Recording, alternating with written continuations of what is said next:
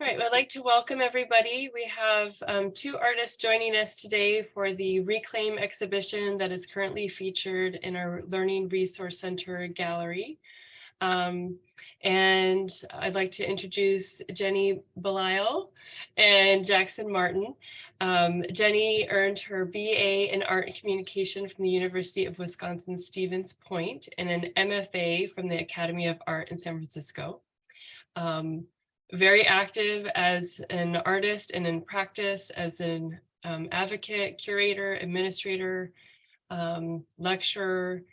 We also have Jackson Martin, who is coming from, who has received a BFA from Middle Tennessee State University, I get that correct, and an MFA from Reinhardt School of Sculpture and Maryland Institute of College of Art, and is currently a faculty member at the University of North Carolina, and practicing artist. And we are so fortunate to have both of you on our campus, both of your work on our campus, and you here with us, in the digital world. And look forward to hearing more about your practice and your work with our students here at COS. So I will turn it over and we'll hear from Jenny and then we'll hear from Jackson. Thank you. Great. I'm just going to start the screen share, which now in this whole world, we know the Zoom life now.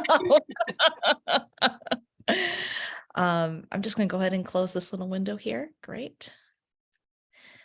So just to give you an idea, my name is Jenny Balisle, and I first want to say thank you to the College of the Sequoias Art Gallery and Amy, because it's really vitally important to have opportunities for artists to show their work.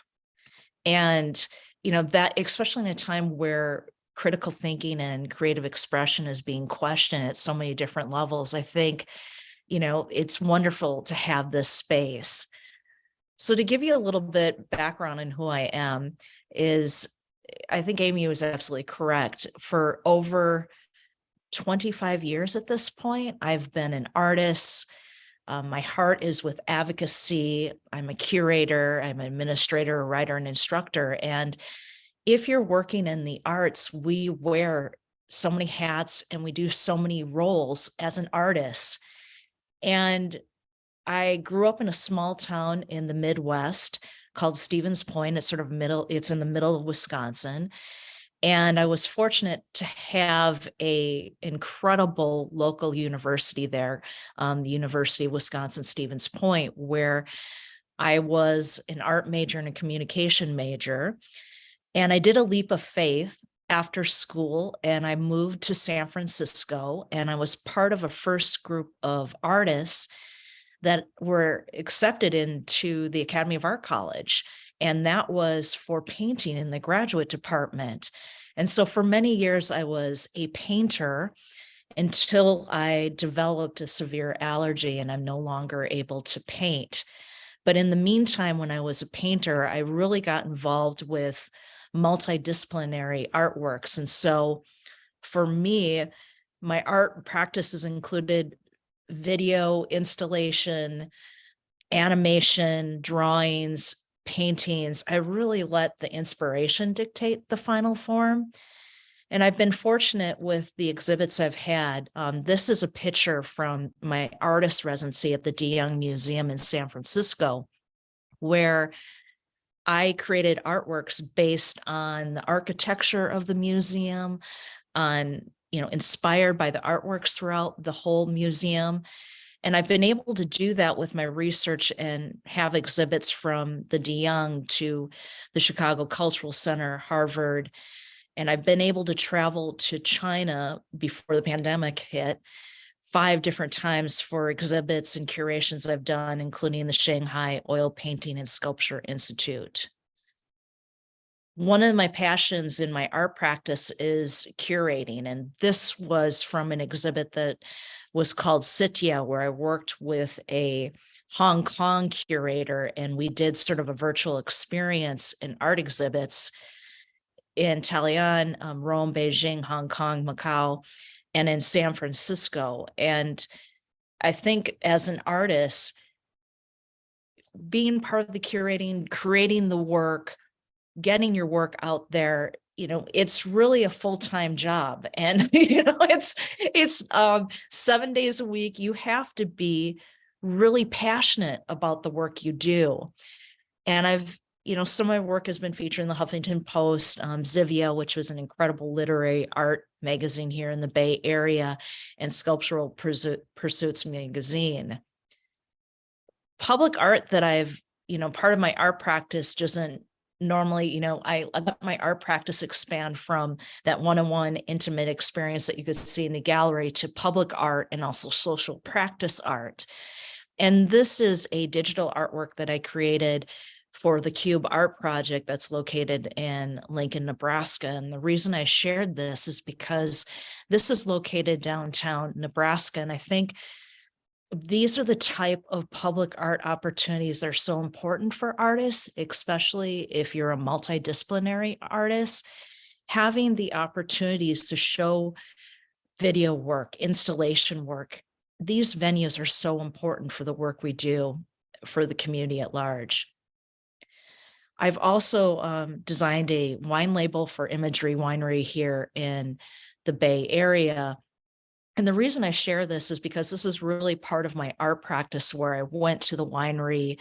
I did the research on the Native American background, the First Nation, sort of what those patterns, those symbols mean, met with the gallery owner, the architecture of the winery, and merged that together to create this label design. But I really want to sort of really discuss, as you can sort of tell from my discussion, is that social art practice. When I say I'm a multidisciplinary social art practice artist, like, what does that mean? And part of my art practice is work in the community and advocacy. And over a year ago, I'm the executive founding director for arts organization called Arts Contra Costa County. And prior to that, I was the managing director for the Arts and Culture Commission in Contra Costa County. And the reason I started this foundation was an extension of my art practice, the social art practice, but also the institutional sort of failure on the support of the arts. And to give you a little background is that Contra Costa County has 1.1 million people. And for over 30 years, the art investment has been $35,000. And so far in the year that we have been part of this Art CCC, which is this grassroots service and arts organization, really uplifting artists and art organizations throughout our county, we have raised almost $100,000. So I really believe in, if a system is not working, if art practice is not working, having that flexible template to say, I'm going to try this and I'm going to do this. And so, we write grants, we manage projects. And one of the programs for part of this social art practice that I'm really proud of is this poetry series program that we have currently at the John A. Davis Juvenile Hall for system engaged youth. And we're buying books. We are creating a library for art books. So I really consider art extending, being part of your life. How does that look in the community? And this is an image of the Cultural Corridor Project, where we're connecting the Latinx communities of Richmond and Concord. And the county in which I live is very large. It's the largest county in the Bay Area. And this is Richard Miro Salazar and Jesse Hernandez, and they're really well known in the community for the art. And we're sort of facilitating these public artworks they're going to create on this connection, and it will become part of the John Muir Hospital Foundation permanent collection. And part of that social art practice, that being the executive founding director, that what is that focus, is how does art respond to our environment? Socially, environmentally. And we're going to be having an exhibit based on Point Mulati, which is adjacent to California's third largest oil refinery in Chevron, and the impacts with the communities with asthma and et cetera. So just to sort of give you a background on why do I do the work that I do? Like, why am I so passionate about this? And so for decades that I've been working on, for me, the most important element in the concept that I really investigate is how do alternative realities impact the truth that we live? What is the perspectives, the discussions? And I think this is really important in the day and age in which we live. And what I do is try to parse together these patterns that I see in the environmental, the natural world, and sort of how we communicate in this man-made world. And like I mentioned before, I'm not married to any medium, and I like to repurpose mediums to sort of alter that function and that definition to really explore that ideology. So what does that mean? What is she talking about? So I'm a researcher, a nerd, and a geek. There's no doubt about it. I'm a nerd and a geek. And one of the channels that I love to watch on DirecTV is this news mix. And as you can see, it has CNN, Fox News, MSNBC, the BBC World News, AccuWeather, Weather Channel. And I am just fascinated by how are these stories picked? What is the priority? What are these crons? What are the headlines? And how are these arguments formed in the decision-making on sort of what is this experience we're living all together in? So what happens when that results in it? So these are two examples of works that are custom signs. And living here in California, we are greatly impacted by the environment. And a few years ago, we had just awful fires. And here in the Bay Area, our air quality reached at over 500. It was unbreathable. And as someone, as myself, who has asthma, I have to be very constantly aware to having a large refinery near me, these fire impacts.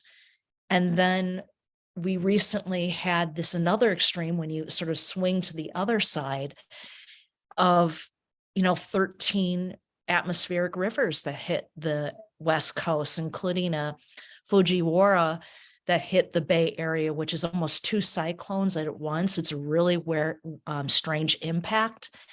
And where I live in Richmond, we had gusts of over 90 miles per hour and incredible rains.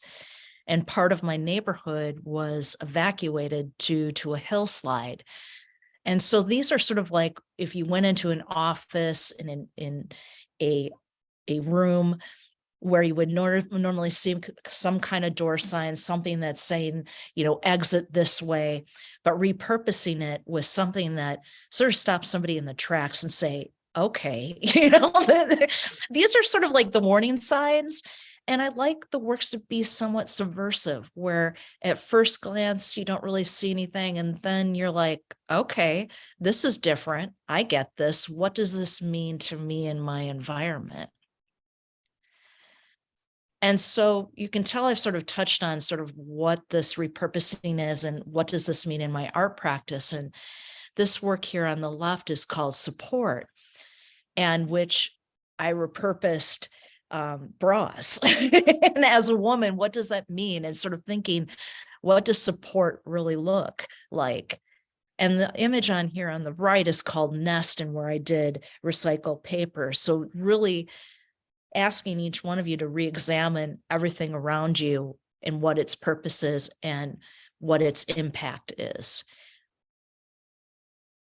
So when I was asked to be part of this exhibit, I kept on thinking, okay, reclaim. And I love that name. What does that mean? And you can tell through personal experience that, these extreme climate impacts have really magnified. And I try to grapple, and I think we all try to do, with sort of this permanent relationship we have, especially during the pandemic. Like, we are living in a time where we are altering our routines and our experiences to deal with these extreme climate impacts. And so the works that are in the exhibit are part of this climate change series, where they become really a documentation of how consumer consumption is a self-portrait of our relationship with the environment. So the one thing that I hope from this talk today, you sort of look at the things around you and that relationship you have.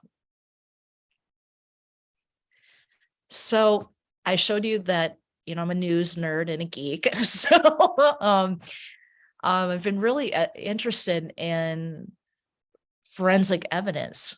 And sort of what I did with this Reclaim exhibit is I kept on thinking, like, what is our natural world going to look in 5, 10, 15, 20, 30, 100 years? And so I repurposed forensic evidence security bags really to build that case. If we were, a case for humanity, how we would argue it in court, how would we protect the natural world? Like, this is the evidence. And as you can see in these are real evidence bags. It comes in sort of 3 different categories: evidence, found property, and safekeeping. And so once I'm gone from this planet, okay, we've cataloged what this world looked like at this time in 2023. So I had 3 of the pieces are from the landfill series. And to me, I recorded them as found property. And so in landfill, it's a surgical mask, it's an evidence bag, and it's a frame. But it really is the found property of a throwaway society. And I live in Richmond, and I live right on the bay. So every time, it's sort of a really sort of strange industrial area in which I live, where there's a port where big shipping boats come in, they unload all these cars, and we're sort of near the natural environment. We have this industrial, but then we also have residential. And every day when I'm walking my dog, there's trash everywhere. And this was, I see masks, I see everything. And sort of where does this trash end up? Ends up in the landfill, ends up in the bay, sort of becoming part of this throwaway society. So part of that found property is, what I did here is I took pill bottles, and they're found property of a throwaway society too. Because when you look at the impacts of pharmaceuticals, especially in our water, our environment, how that's impacting, it's sort of the same way that I find this is sort of like, okay, this is found property. These are the impacts. This is what we're dealing with on a daily basis. And so part of that landfill is also the styrofoam peanuts, part of this sort of found, property of a throwaway society. Especially as an artist who has shipped large artworks, have these large, for decades. And so the things that we take for granted and how we have to really think about everything that we use and repurpose.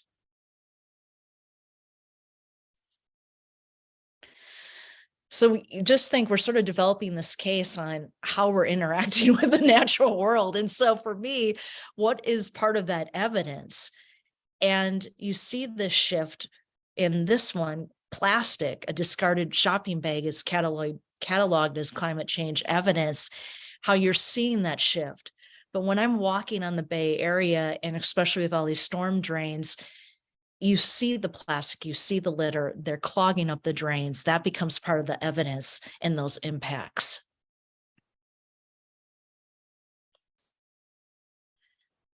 And, I think one of those things too that comes to mind is sort of plastic, our relationship with plastic. And that's why this is part of that evidence series where this becomes cataloged as climate change evidence also. And you can see in the works where I try to really keep it minimal, like here's the frame, here's the bag, here's the straw, concise. It doesn't need to get too convoluted. And part of that evidence too is disposable utensils, where if you order out food, you get the bag of food and there's like 20 different utensils in it. And I think, one of the things I've been trying to be cognizant and aware is saying, I don't need any utensils. I don't need those things. And I think just having those conversations on these small little things makes such a huge difference in the long run. So we're building this case for humanity and the environment. So hopefully that things can stabilize, let's say in 50 years. And part of safekeeping is I sort of thought to myself, especially here in the Bay Area, the impact on the redwood trees here. And so these were seeds that I ordered and put them in the bag as safekeeping. And hopefully these won't be the last redwood seeds on this planet in the future. And part of the safekeeping evidence for, we're making this argument was a small ball, toy ball, this earth ball that I found at a garage store. And, really thinking, we don't have Earth 2 or option, plan B for Earth. And we're sort of safekeeping, like, what can we do as a collective to really safekeep our planet Earth?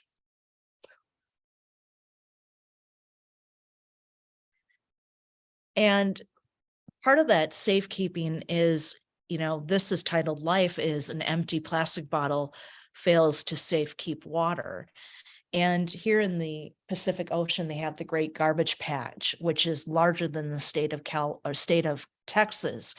And, those are the things of like microplastics and everything, where what does that look like when we're safekeeping our environment? So I just wanted to say thank you again for the opportunity to share my art practice. I hope this inspires anybody in the audience, and continue doing the great work. And thank you, Amy, and College of the Sequoias.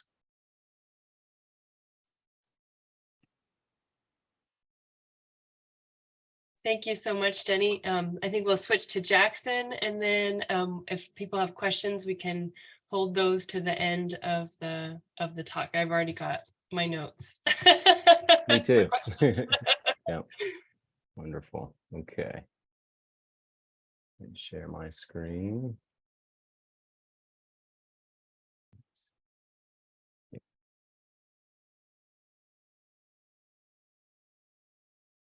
Can y'all see that all right? Wonderful.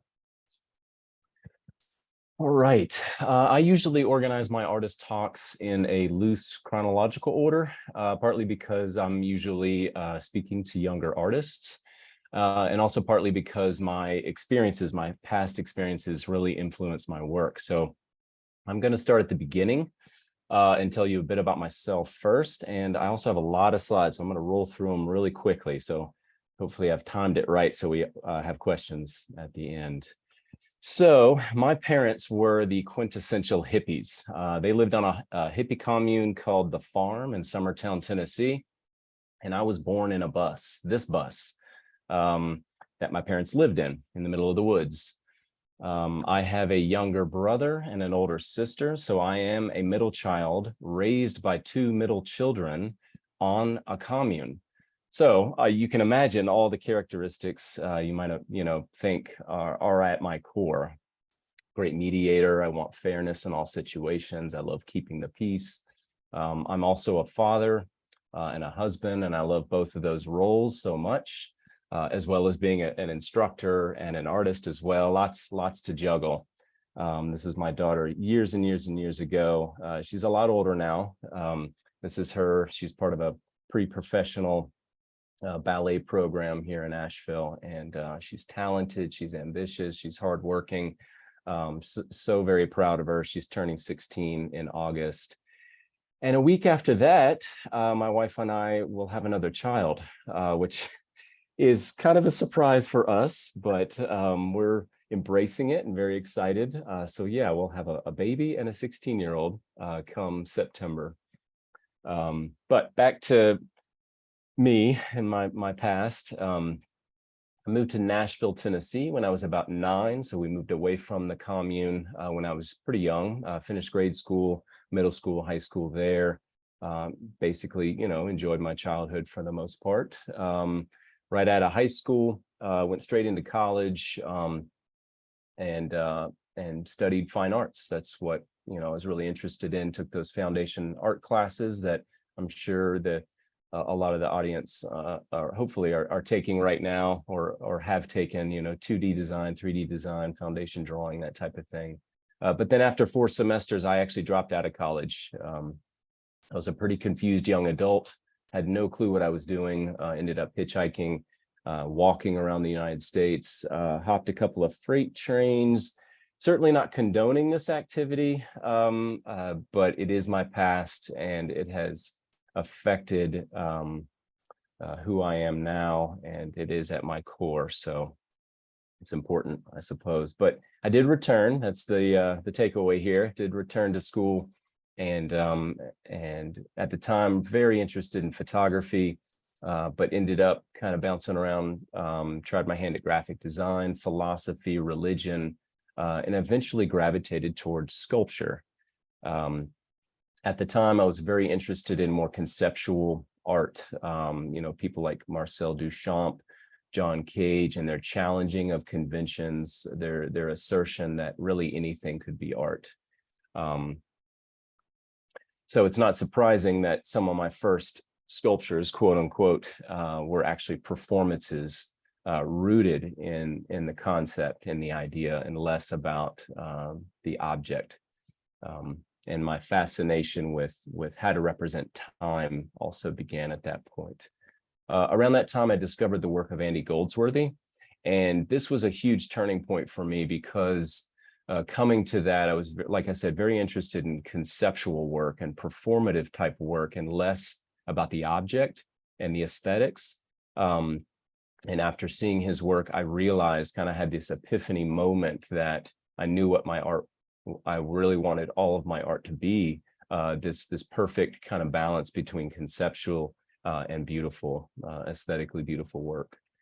So went on to graduate school in 2005, I guess. Guys, it's been a little bit of time now, and created a lot of work centered around the juxtaposition of natural materials and industrial materials.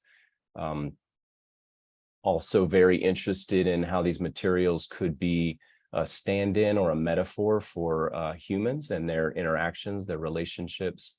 Often my work is self-portraiture, or at least portraiture, obviously non-traditional portraiture. This piece in particular are 2 people in conversation, using plants and mirrors and wood and wires as a stand-in, a metaphor for human interaction.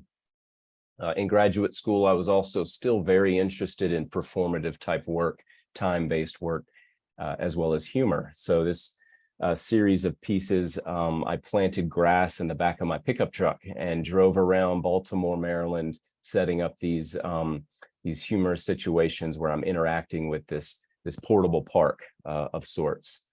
So watering the lawn, mowing the lawn, taking a break from my busy desk job, which I didn't really have, to read a book, in the back of my pickup truck. Also very interested in transforming space. After graduate school, I got really into more installation type work, works that you can prepare as much ahead of time as possible, but really the creation of the work doesn't happen until you're in the gallery or in the museum or in that space. And as a result, that work of art can only exist in one place at one time. And so this piece from back in 2009 is just that. It was in Natchitoches, Louisiana. And after this, of course, this piece came down. Those trees were actually planted on that campus, and I reused this burlap for future work. Just generally speaking, I've been able to travel with my work pretty wide, very nationally. as well as a little bit internationally. I was invited into an exhibition in South Korea, and very excited to go over there and be part of not only an exhibition, but also a residency type situation where I was living with 25 other artists, mainly Koreans, but also some Japanese and German. I was the only one from the United States. So it was a pretty life-changing experience. And I've also been able to travel to Denmark. This was also a residency, part of Sculpture by the Sea, which is still held in Australia at a couple of different locations. And they used to have one in Aarhus, Denmark, and now it's no more, unfortunately. But I was part of one of those biennials, and this was the piece. Another kind of nod to that humor being infused in works of art. This is supposed to be the normal relationship turned on its head, where you see a large tree that's been balled and burlapped and is traveling, to be planted somewhere. Well, I kind of turned that relationship on its head and made this massive, disproportionately large root ball and small tree to kind of pick at that relationship.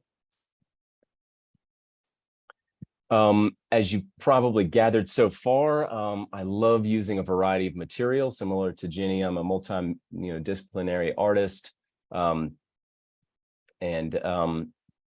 just love all the different types of materials and processes in my work. Backing up a bit, I guess back in 2009, I used my wedding suit as the basis for a series of work in which I completely unstitched the original suit. And then using the resulting pieces, I created exact replicas in different materials. So this first in the series is the wedding suit recreated out of burlap and tarp. And then usually I compose photographs of myself with the suit in different situations. So this is actually both me at 3 months in between Photoshop together, in which I'm marrying myself to seemingly different, mutually exclusive sides of my personality coming together. I've made 6 suits so far. This is made of the Carhartt brand. It's that very well-known workwear. And so this is a Carhartt 3-piece Carhartt suit. Again, setting up various photographs where in this case I'm wearing the suit and conducting different activities centered around traditional American male and traditional American female roles. Really interested in identity politics and gender politics, and kind of capitalizing on what that means in our culture, specifically in the United States, and how that's changing. I made a moving blanket suit, which is the heaviest and warmest. A trampoline suit, which I can't put on because I think I'm claustrophobic, and a brown craft paper suit. And this one did me in. I can't make any suits after this. Just it's too maddening. Just the amount of times I had to make this before it actually worked. So let's see, switching gears again, I moved to Asheville in 2013 after being offered a tenure track position here at the University of North Carolina in Asheville. And I started becoming really interested in symbols of work and manual labor. So we all know this image, a wooden pallet, but we don't give it a whole lot of attention. Same with cinder blocks, these ubiquitous objects, very uninteresting, invisible for the most part. Mass produced by machine. They're kind of the epitome of building and construction in this country. Strong, fast, and cheap, but they're far from being handmade or well crafted. So I kind of rescued those icons for a body of work right before the work that's on display at the College of the Sequoias, and kind of turned that relationship on its head and recreated these well-known icons out of extremely nice materials and made them well crafted. But then the kind of conceptual side of this, for the palettes at least, is that they're attempting to escape their utilitarian purpose, reaching for a better life. And likewise, rather than being made by machine and relatively poor craft, these cinder blocks are extremely handmade and well crafted. They're made of denim that was made in the U.S., actually just right down the road in North Carolina. And so I created a series of hollow fabric cinder blocks before I started to wonder if I could make a solid fabric cinder block and what that would mean, how long that would take me, and started cutting, and hand cut 300 layers stacked up ends up being the size of a traditional cinder block. And it is where I got the title for this piece. It took me exactly 40 hours to create this work. Not consecutive. Granted, I spread it out because it was very meticulous type of work. But what I like about this piece in particular is that I could have this done by a machine, but I like the nuanced details that you can tell it was made by hand. It's not perfect, and there's something to that. So this work kind of culminated in a couple of solo shows, and it really is the precursor to the work that is on display right now at the College of the Sequoias, the Making Amends series. It all began with this laundry basket at my house. The handle was broken off at some point, and we just dealt with it for months. My wife and I, would carry this laundry basket up and down the stairs, just kind of struggling with it. And I started to realize that the only things that I fix around the house, because I love fixing things, are those worthy of repair, right? And I hadn't fixed this laundry basket yet because it was maybe $5 at Walmart. And I was like, well, I'm not going to fix that because it's just this piece of crap, right? And so I started thinking about that and really diving into that concept and realized or got more into the realization that we live, like Jenny was talking about, in this throwaway culture, this throwaway society. And so I started to think of ways to fix the laundry basket, right? And to not only fix it, but to make it better than it was before. So I do have some experience with steam bending wood. So I realized I could create a custom jig, bend a piece of ash around this particular contour, and inset this new piece into the laundry basket and kind of accent it with a different species of wood. And now this laundry basket is stronger than it used to be. It's actually better than it used to be. That handle will never break, but the other one might. So that's how the series began. The now to date, I've repaired a total of 23 disposable products, a wooden pallet, 7 cinder blocks, 2 laundry baskets, 2 baby gates, 2 metal folding chairs, 2 styrofoam cups, a styrofoam cooler, folding table, flower pot, box fan, coat hanger, coffee maker, and 1 large canopy tent. I won't go through them all because I know we don't have enough time for that. But it really involves very simply this series of work, taking disposable products, items, and by that I mean items that were not designed to be fixed in the first place, and then spending ridiculous amounts of time and energy and money and using long-lasting and beautiful materials to fix them. Really interested in planned obsolescence and this, like I said before, this extreme throwaway culture that we're part of, and that has slowly kind of engulfed American society. Occasionally, the utility of the new handmade object has been restored, such as the laundry basket. Like I said, it's fixed as well as strong, if not stronger than it was before.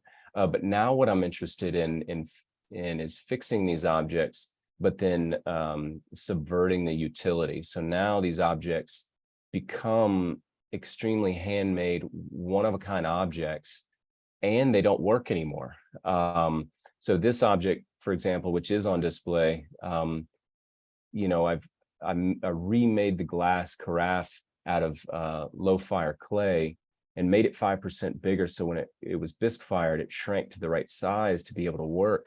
But then if you pour liquid into this, it's unfired clay, or it's bisque fired earthenware, so it doesn't have any glaze to prevent the water from coming out of it. So it would take a lot of coffee drinking before the patina would build up, a layer for this object to work. So those subtleties, I think, I hope viewers get, in viewing the work.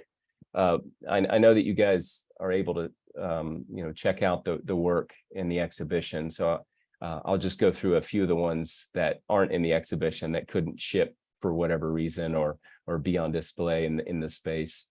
I've got 2 folding chairs where I've utilized steam bent wood to repair. So both of these chairs were, had bent, broken legs, and then repaired each with a different species of wood. The chair on the left is with ash, and the chair on the right is with walnut. The largest repaired object I've created, yeah, I think so, is the canopy tent. So you guys have probably seen these pretty inexpensive pop-up canopy tents. That this one, for example, I think was like $40, at Walmart or somewhere. But they don't last too long. Everybody, I'm sure, has seen these in the dumpster, next to the dumpster, crumpled up, mangled because the wind has taken them, and instantly they're broken because they're not made very well. They're not really made to last, unfortunately. So I basically repaired it by replacing almost all of the broken pieces. So the only pieces that are left from the original canopy tent are a few of the metal rods, as well as all the plastic and hardware. But all of the brown that you see here is mahogany wood. So if you know mahogany, it is an exotic wood that people use for furniture and different things that can withstand the elements. So this piece actually is better than the original. Granted, if it was picked up by the wind, it might still break, but it's yeah. And this image kind of shows it folding back down, so it packs back into that bag. And then some of the, I would guess the most ridiculous fixes in my mind are the styrofoam cups cast out of bronze. And by ridiculous, I mean not just weight, just sheer weight of these things being so drastically different, but the amount of time and energy that it went into creating these works. Because I'm an instructor, I utilize them as a demo for our ceramic shell process. So these works probably took me an entire semester to create each. And just thinking about all the, the energy required to heat up bronze and pour the bronze and then finish. I think the one on the left, Amy, correct me if I'm wrong, the one on the left is on display. Yeah. Coat hanger. Everything you see here is fixed, quote unquote, out of metal, except for this original piece here. Everything else is new. And I've also started to utilize CNC technology in these fixes. So this is a folding work table in which I mapped the original and had it cut out of maple on a CNC router. And then, of course, went back in post-processing and sanded it down and reattached it. And then the cinder block series is what I'm going to end on. I think I'm going to be out of time in a second. It's probably one of the first, I didn't show it, one of the first fixes after the laundry basket. I repaired a cinder block with cement. And I keep coming back to the cinder block. It's such, like I said, this ubiquitous object, but it's such an icon for throwaway culture. And pound for pound, it's arguably the cheapest thing. You can, you're basically paying $1 or $2 for 35 pounds of stuff. So it's a pretty inexpensive object. But from left to right, we've got a repaired cinder block with actual concrete. Then we have foam, flexible foam, cast candy, hard crack candy, wax, and then the last one is ice. Yes. So this maybe this is the most ridiculous fix because there's no way it's going to work ever. But I documented it melting over, I think it was a 12-hour span. So yeah, each image is about an hour in between. And thank you very much, Amy, for having my work. Thank you, Jenny, and I appreciate y'all listening to my artist talk. Well, we have a few other people on. Are there any questions from anybody else that's in the talk? Otherwise, I have some. Or Jenny, do you have any questions, or Jackson for Jenny, that we could start off with, and then I can. I don't have a question, or I might turn into one, Jenny, but I just really enjoyed your talk because of the obvious connections and the reason, I'm sure, why Amy and them put us together. But your interest in multidisciplinary work, and you're interested in subverting the system, throwaway society. Obviously, I mentioned that in my talk, but I think my favorite of yours is the "Thank you, have a nice day" bag. I think because of the subtlety that it takes a minute to realize what's in there, because all it says in the title is bag. It doesn't say what type of bag, but then you start to kind of put the pieces together, and everybody has experience with that bag. So anyway, well done. Yeah, so it wasn't a question, sorry. Well, I have a comment too for Jackson. I really enjoyed your talk, and I kept on thinking, I love the idea of how I kept on thinking about function. Like, what is really the function of everything in your work? Like the function of things we use, and fixing things. And that even when someone gives you a gift or you inherit something, that becomes part of you, and it fixes, it falls apart. How, these things, these objects around us, what is our responsibility with them? Yeah, And are that's they good. I like built that. to last? Like, Right. like, Yeah. I don't want to buy a lot. I mean, we got to, we got bills, we got everything to pay, but it's like Yeah. that responsibility. And I kept on thinking about that. I liked how your work triggered that dialogue within myself. So thank you. Nice. I like that. Yeah. I just wrote that down. I like these. Yep. I do think what's so fascinating that when we were reviewing both of your work, the way that you both were writing about it, but visually for me on like the curation side, I felt like both of you are addressing some really fundamental questions that, I mean, maybe it's totally advantageous because I'm, putting my subjective bias to the work that we're showing. But, that idea that, objects like straws or the plastic utensils or the, even the laundry basket, all these things are of a material that we have a relationship that we tend to associate as being cheap, that idea of value, the value that we put on things. And in relation to like straws and the plastic utensils and the plastic shopping bag, they're all like courtesies. We treat them as being like, oh, this business is being very polite. They're providing this thing for us in order for us to enjoy this thing that we purchased at their facility. But in reality, it's a burden, right? Like the burden of, and in consumer culture, we tend to not carry that burden with us when we are dealing with convenience. So I don't know, like I find that so fascinating. As Jackson, as you were showing your work with the laundry basket, that all of a sudden this very, everyday object that you like, a laundry basket is like an essential item in our household. Yeah.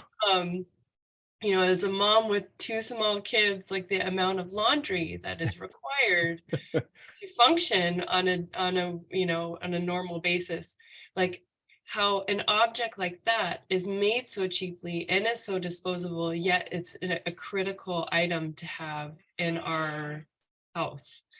I just I find that both very fascinating, and I don't know if there's like things that you'd like to add to? I know it's not really a question either, but how, I guess maybe the question is like, how do we shift this idea of politeness and courtesies with objects? Like should we be rethinking the idea of consumer or disposable items or convenient items or everyday use items?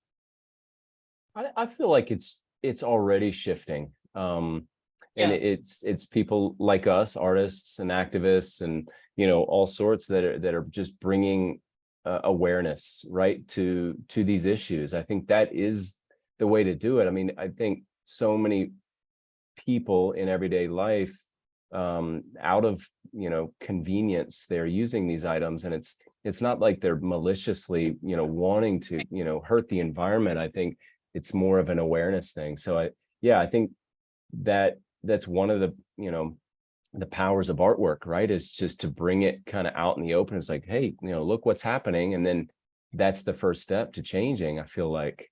So yeah. Yeah, I totally agree. And I think the concept of time comes into play, because what's convenient and what are our options? I mean, where everyone is holding so many different roles in their lives. And when we really buy something like, Jackson, I was thinking about the things you're fixing, it takes time to fix things. Mm, And then we ask, like, why aren't these things built so they're going to last?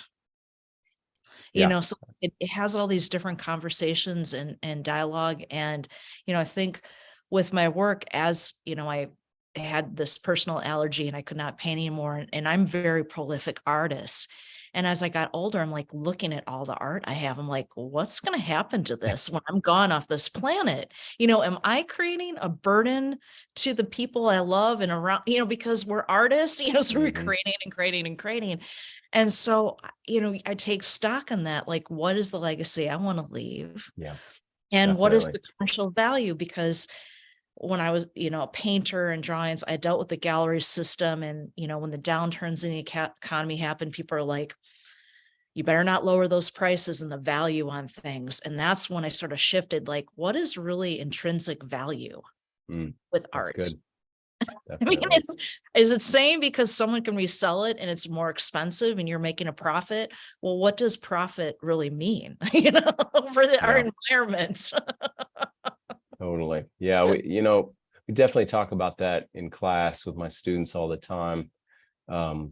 Just because you can make something doesn't mean you should make it. So it really puts an emphasis on making art that means something, right? That is actually, yeah, going to enact change and affect people, and not just necessarily making art for art's sake, but doing it to be impactful. I think that's important. Yeah, because I think that too. I mean, as a sculptor, what kind of legacy am I leaving behind?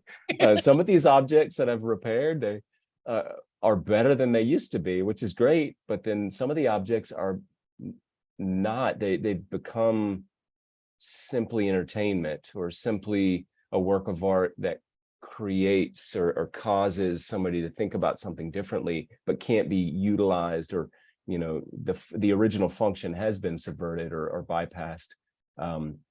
So yeah, it's certainly something I struggle with as well. I've got just a quick question for you, Jenny. In one of the works, I think it was the earth ball, it looked like it was coming out of the frame. Do you have glass over these, or are they just frames? They are just frames. Got it. And Okay. Yeah. yeah, because it was one of those things where I also want people to see the dimension. And then that's another element too. I'm like, okay, I'm trying to keep this as pared down and simplified as possible, like thinking how many elements I'm going to use. Yeah.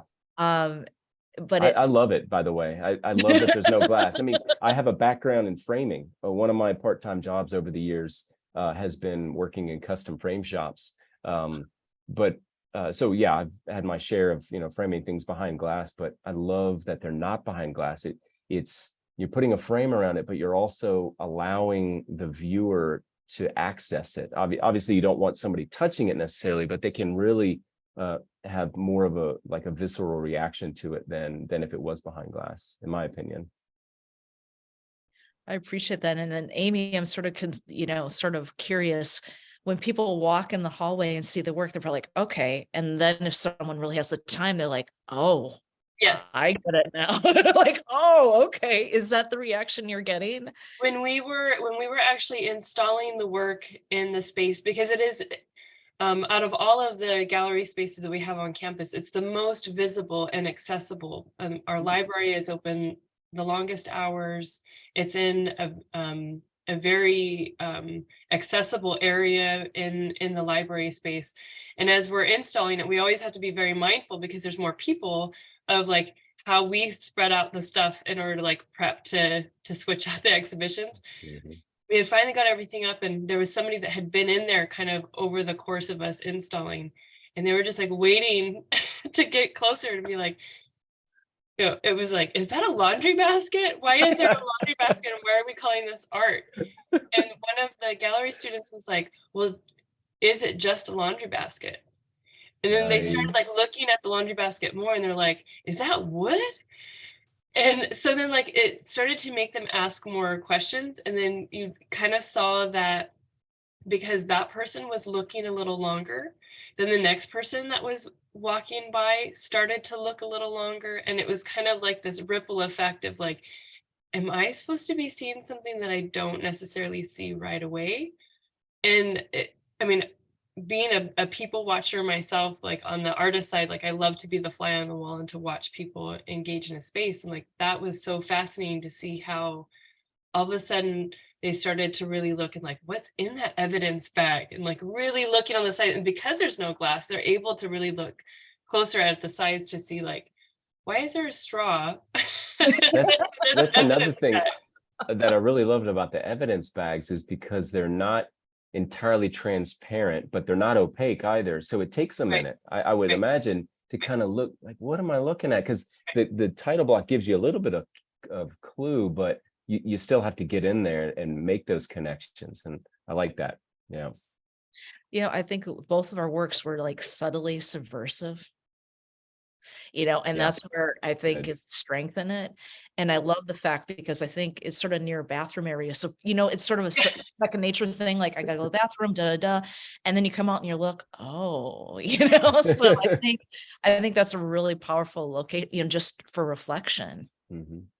Definitely. Well, I mean, and all in all, when it came down to, thematically thinking that, we, to come back to the title of the show, like we have to reclaim our relationship with objects. Mm. We have to also like reclaim how we are interacting in our everyday world and environment.